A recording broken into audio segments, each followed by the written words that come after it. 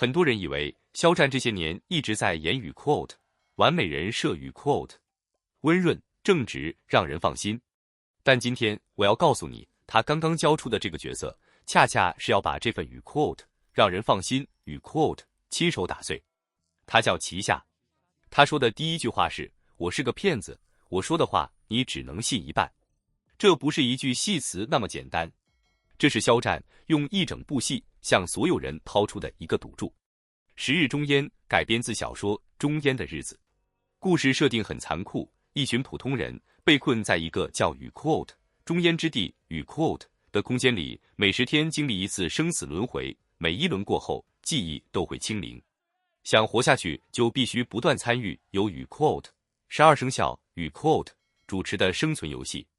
而齐夏是这盘棋局里唯一一个知道规则也敢利用规则的人。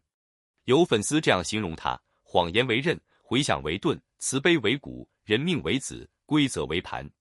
这句话很美，但你仔细想想，他其实是在说一件很不容易的事，一个角色要同时让人恨他的算计，又让人信他的善意。这种撕裂感才是齐夏真正难演的地方。这里有一个细节值得你停下来想一想。十日中烟还在拍摄阶段，广电总局就已经派人前往青岛片场进行调研。这不是宣发常规操作，这是行业对内容质量的一种提前背书。换句话说，在外界还只看到几张路透照的时候，专业层面已经给出了信号，这部戏不是走过场。而就在这个时候，另一件事发生了。真正让这个角色立住的不是剧本，是肖战自己交出的那部分。他这一季连续拍了3部戏，中间几乎没有喘息。拍十日中烟期间，他带着腰伤坚持完成大量高强度的动作戏，片场里能看到他咳嗽不止，却依然一条接一条的拍。剧本上密密麻麻全是他自己手写的笔记，那不是给别人看的敬业人设，那是一个演员在私下跟角色死磕。说出来你可能不信，压垮这种与 quote 高冷天才与 quote 人设的居然是一颗茄子。齐夏在剧里视茄如命，可现实里的肖战从小就极度讨厌吃茄子。杀青那天，全剧组集体贴脸喊与 quote 茄子与 quote， 镜头里的他只能无奈的笑一笑，那大概是整部戏里他唯一绷不住的时刻。这个反差被粉丝调侃成与 quote 肖战一生之敌与 quote， 但你换个角度看，这恰恰说明了他对角色的投入程度，连自己最不喜欢的东西都能在镜头前演出与 quote 心头好与 quote 的样子。如果你也觉得一个演员愿意为角色下这种笨功夫，这件事不简单，记得点个赞，让更多人看到这个故事。8月1日，藏海传剧组正式发文告别齐夏。同一天，肖战主演的另一部作品《墨的弦》也同步上线。一个是刚刚落幕，让无数观众依依不舍的角色，一个是即将开启充满未知与挑战的新故事。两个完全不同的身份，两种截然不同的时代背景，却在同一天完成交接，这样的时间节点本身就充满了戏剧性。放眼整个内娱，这样的工作节奏并不多见。对于绝大多数演员来说，一部作品收官之后，往往还会留出一段宣传和沉淀期，再迎接下一部作品的播出。但肖战却像是在不断奔跑，没有给自己留下太多停顿的时间。他需要在极短的时间内完成角色之间的心理抽离与重新建立，也需要让观众迅速忘记上一个人物，再接受一个全新的灵魂。这不仅考验演员的创作能力，更考验他的职业韧性和心理承受能力。从齐夏到墨德贤，他完成的不只是作品的接力，更像是在不断刷新观众对于演员边界的认知。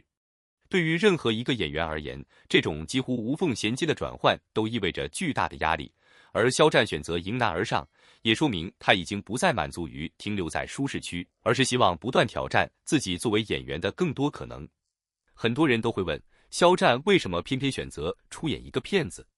在如今的影视市场里，正面英雄、深情男主、热血青年，显然都是更加稳妥、更容易获得观众认可的角色类型。尤其对于拥有庞大粉丝基础和商业价值的演员来说，维持一个稳定、可靠的公众形象，本就是一种最安全的选择。然而，真正成熟的演员往往不会永远重复已经成功的道路。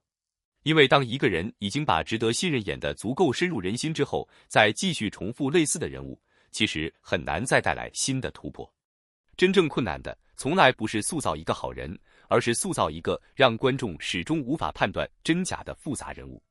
骗子2个字看似代表欺骗和伪装，但真正优秀的骗子从来不是脸谱化的反派，而是拥有极其复杂的人性。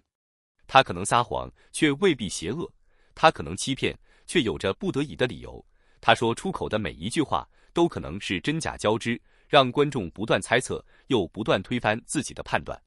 这样的角色比传统意义上的英雄更加立体，也更加考验演员对眼神、情绪、节奏以及细微心理变化的掌控能力。如果肖战真的能够演好这样一个人物，那么带来的不仅仅是一部作品的成功，更意味着他开始真正进入演员不断突破自我的新阶段。真正的答案，现在谁也无法提前下结论。旗下究竟会不会成为肖战职业生涯新的代表角色，也只能等待剧集正式播出之后，由观众亲自给出答案。但如果仔细观察目前已经公开的所有物料，无论是预告片里的眼神变化，还是剧照中的人物状态，又或者幕后花絮里导演与演员不断讨论角色细节的过程，都能感受到剧组对于旗下这个角色投入了大量心血。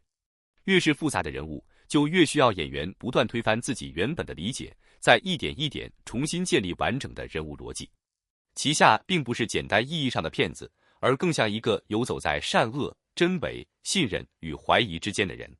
他每一次说话都可能隐藏着另一层意思，每一次微笑都可能只是下一场布局的开始。